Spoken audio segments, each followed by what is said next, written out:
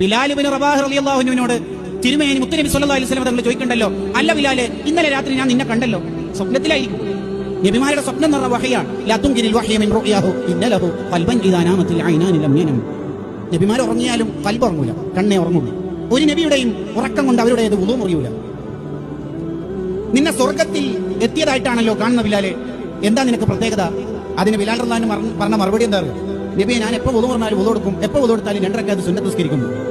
ശരിക്കും ബിലാൽ റളിയല്ലാഹു അൻഹു നബി സല്ലല്ലാഹു അലൈഹി വസല്ലം ബാങ്കാരനല്ലേ? നബി തങ്ങളുടെ നടപ്പിലും യുദ്ധത്തിലും കടത്തത്തിലും മുന്നേറ്റത്തിലും വിജയത്തിലും യുദ്ധത്തിലും നാട്ടിലും കൂടെ നടന്നാളല്ലേ? എന്നിട്ട് ബിലാല് തങ്ങൾക്ക് റസൂലുള്ള പോലും അറിയാത്ത ഇബാദത്ത് ചിപ്പിക്കകത്ത മുത്തുപോലെ സൂക്ഷിക്കാൻ പറ്റിയിട്ടുണ്ട്. പക്ഷെ നമ്മളങ്ങനല്ല. അജ്മീറിൽ പോകേണ്ട സ്റ്റാറ്റസ് നോക്കിയാൽ മതി, എടുത്തേക്ക് എത്തിയിട്ടുണ്ട്. ഏത് സ്റ്റേഷൻ നിസ്കരിച്ചത് വരെ സ്റ്റാറ്റസിൽ വരും. അല്ല ചങ്ങൈമാരെ, പിന്നെ എന്തിനാ മലക്കുകൾ? അല്ല പിന്നെ എന്തിനാണ് മലക്കുകൾ? അല്ലേ? നമ്മൾ ചൊല്ലിയതും പറഞ്ഞതും അതൊക്കെ ആരെങ്കിലുമൊക്കെ അറിയിക്കണം.